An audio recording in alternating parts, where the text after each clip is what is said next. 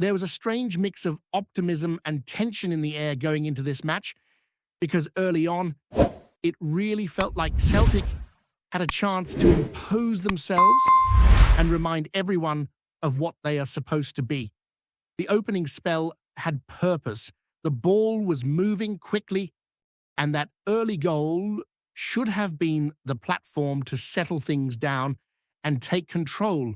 Instead, what followed felt like a familiar pattern that has been creeping into too many performances, especially away from home. Rather than calming the game, Celtic allowed it to become frantic and disjointed, and from that moment, the confidence slowly drained out of the side. You could sense that hesitation every time the ball came into midfield, that half second of doubt that invites pressure, and once that starts happening, the whole team shape begins to suffer. The crowd quietened at first, but Celtic never really took advantage of that psychological edge, and that failure to stamp authority on the game ended up being costly. What stood out again was the lack of consistency from players who are expected to drive standards. There were moments of quality, flashes that remind you why certain players are trusted, but they were isolated and quickly swallowed up by sloppy touches and careless passing. Even players with proven ability looked rushed and uncomfortable, misplacing simple passes and giving the ball away in areas where Celtic used to feel safe. The midfield in particular never seemed to get a grip on the tempo, and instead of dictating play, they were constantly reacting. That is a worrying trend because when Celtic are at their best, everything flows through that area of the pitch. When it breaks down there, the whole system looks fragile, and that fragility feeds belief into the opposition, who suddenly realize that pressing high and aggressively can bring rewards. The frustrating thing is that this did not feel inevitable at the start. The opposition looked edgy, the atmosphere felt nervous, and Celtic had already shown they could hurt them. But instead of leaning into that and showing personality, Celtic fell into exactly the type of game their opponents wanted: cheap, free kicks, needless fouls, and a stop-start rhythm allowed momentum to swing. Every set piece conceded felt like an invitation, and gradually the pressure built. Possession became sloppy. Second balls were lost, and Celtic found themselves defending deeper than they would have planned. It was not about being outplayed with moments of brilliance, but about slowly losing control through a series of small, avoidable mistakes that added up to something much bigger. Away from home, this has become a recurring concern. There is a clear contrast between how Celtic look at their own ground compared to how uncertain they appear on the road. At home, the movement is sharper, the passing braver, and players seem more willing to take responsibility. Away from home, especially in hostile environments, that confidence disappears far too easily. Instead of playing through pressure, Celtic often bypass the midfield altogether, resorting to hopeful balls forward that rarely stick. That lack of press resistance is alarming because teams now know exactly how to disrupt Celtic's rhythm. Close them down quickly, force rushed decisions, and the ball will come back your way sooner rather than later. Tactically, it feels like the team has swung too far from one extreme to another. There was a time when Celtic were criticized for overplaying, passing for the sake of it without penetration. Now, it feels like that patience has vanished completely. There's little attempt to build under pressure, little composure to recycle possession and draw the opposition out. Instead, there is a sense of panic, as if the instruction is simply to get rid when things feel uncomfortable. That approach might reduce certain risks, but it creates new problems because it disconnects the team and removes any chance of sustained pressure. Without patterns of play, Without those familiar triangles and rotations, Celtic looked like a collection of individuals rather than a cohesive unit. The attacking third also tells its own story. The ball does not stick in forward areas often enough, which only encourages opponents to push higher and compress the pitch.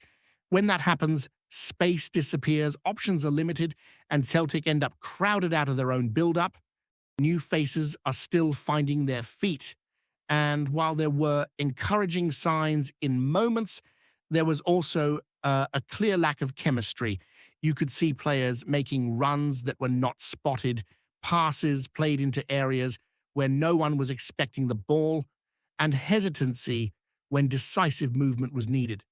That lack of understanding is understandable to a point, but at this level, it comes at a cost. Defensively, there were mixed feelings. There were important interventions and moments where individual defending kept Celtic in the game, but there were also lapses that invited danger, as set pieces in particular felt like a looming threat. And that sense of vulnerability grew as the match wore on. When players become static and ball-watching, it only takes one well-timed run to punish them. Conceding at the wrong moment, especially so early in the second half, completely changed the tone of the match. Even then, the response felt subdued, as if belief had already taken a hit before the equalizer even arrived. Mentally, that is perhaps the biggest issue. When Celtic concede right now, there is a visible drop in confidence. Heads drop, passes become safer and slower, and the urgency shifts from trying to win to trying not to lose. That is not the mentality supporters expect, especially given the experience within the squad. There was a time when going behind sparked a reaction, a sense of inevitability that Celtic would create chances and find a way back. Now it feels like the team are searching for solutions in the middle of the storm, rather than trusting in a clear identity. Despite all of that, there were still moments that hinted at what could be. A stunning free kick reminded everyone of the quality that exists within the squad, a rare moment of real precision and confidence that lifted the energy briefly. There were also flashes of positive movement and commitment, particularly from players trying to make an impression, but those moments were too few and too far apart to define the performance. The overall feeling was one of frustration, because this was not about being completely outclassed, but about failing to do the basics well enough for long periods of the game. As the match drifted on, it became scrappier, broken up by stoppages and fouls, with very little flow. That kind of game suits opponents who thrive on chaos and physicality, but it exposes Celtic's current weaknesses. Instead of rising above it, Celtic were dragged into it, matching that stop-start rhythm rather than imposing their own.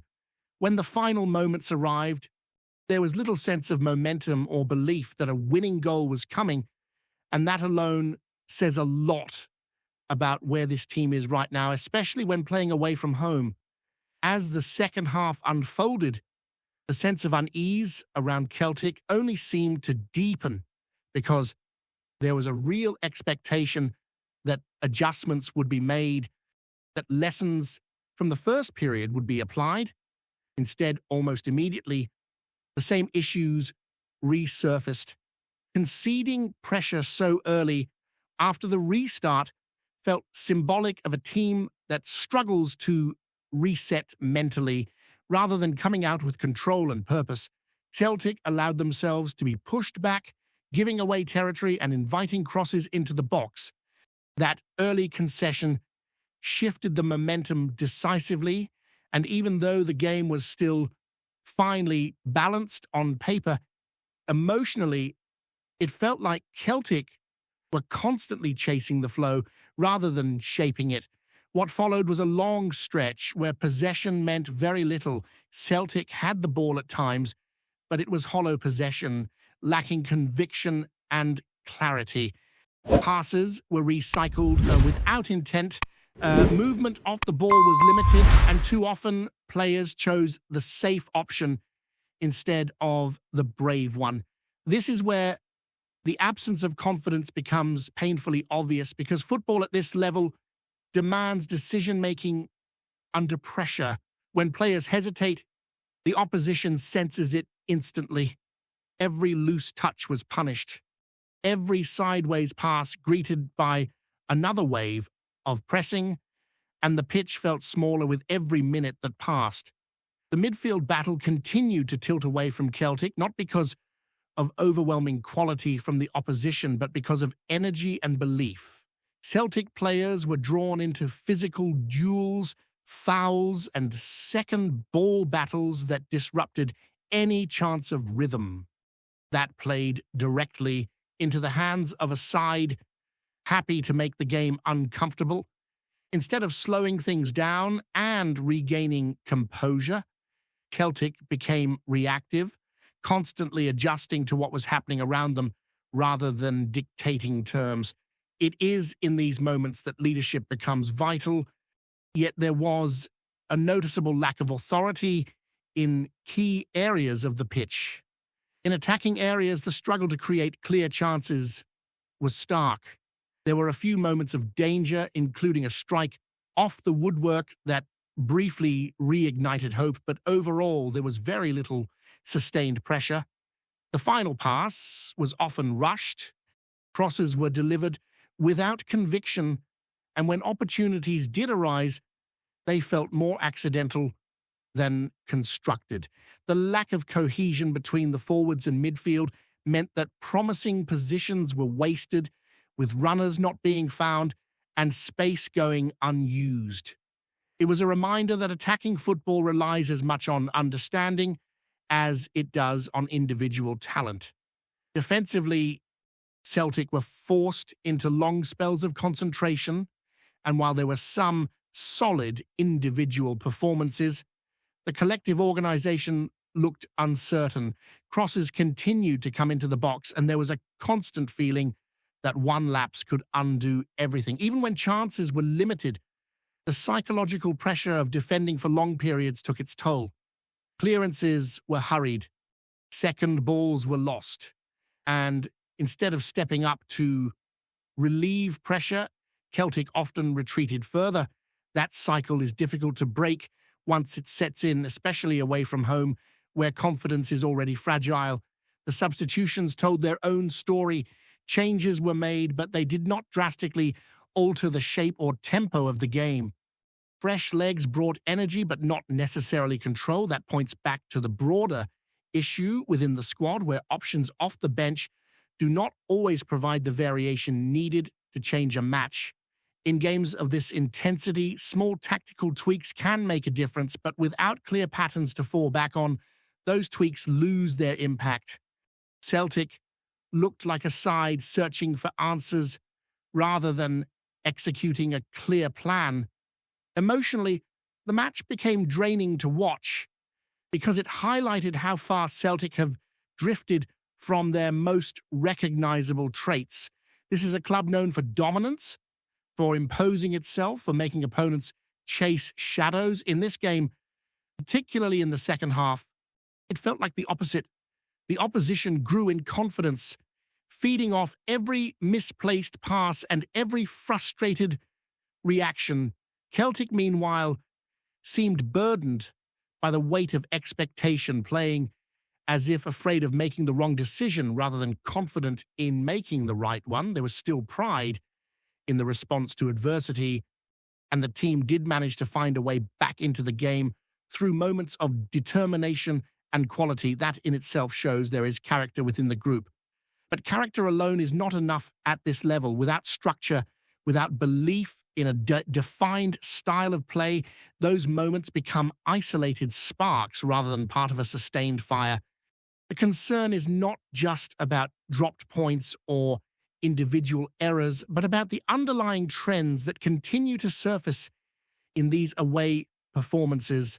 As the closing stages approached, the game settled into a familiar pattern. Territory was conceded, attacks broke down before they could gather momentum, and the final minutes felt more about survival than ambition. That is not where Celtic want to be, especially in matches of this significance. The frustration comes from knowing that many of these issues are self-inflicted. Better decision-making, greater composure, and a clearer identity could transform these performances. But until those elements return consistently, especially away from home, this uneasy feeling will continue to follow Celtic into difficult grounds across the country. Before we proceed, subscribe to our channel and enable notifications to receive all exclusive news about Celtic FC. Don't miss any details about your favorite team. It's extremely important for Celtic FC fans. Whispers are circling in Glaswegian football circles that the mighty Celtic might be going through more than just a rough patch on the pitch.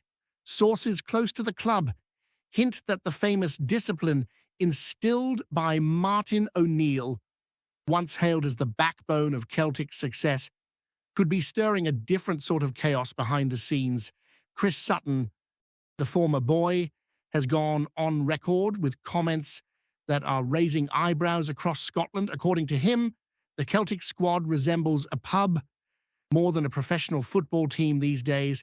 Sutton claims that the rigorous structure O'Neill once demanded has, strangely, had the opposite effect. Rather than forging unity, it's apparently turned every training session into something of a skirmish. It's like walking into a bar fight with a pint in each hand, Sutton reportedly said. Those familiar with O'Neill's methods insist that the manager's strict rules were always designed to impose order. Yet the rumor mill suggests that this very strictness is now fueling clashes rather than quelling them. Players are said to bicker over minor grievances, and small disagreements reportedly escalate faster than a pint glass hitting the floor. Fans and insiders are now left wondering if Celtic's dressing room has morphed into a pressure cooker. The speculation is that the once celebrated discipline has created tension among personalities who might have thrived under a gentler approach. Sutton's colourful metaphor of a pub atmosphere has struck a chord, painting a picture of a club where professionalism is being drowned in boisterous argument and clashing egos. There's talk that locker room arguments echo long after training ends, and some allege that even senior players are finding it hard to navigate the new dynamic. While no one is pointing fingers at any specific individual, the rumor carries a subtle warning. Unless the chemistry of the team is recalibrated, the very foundation O'Neill built could be at risk of cracking. Could this be a passing phase, a storm before the calm, or the start of a deeper unrest at Celtic?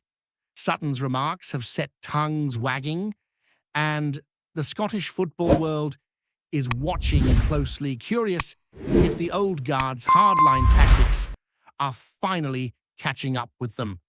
For now, the Celtic pub is open, but the question on everyone's lips is whether the brawls inside will spill out onto the pitch.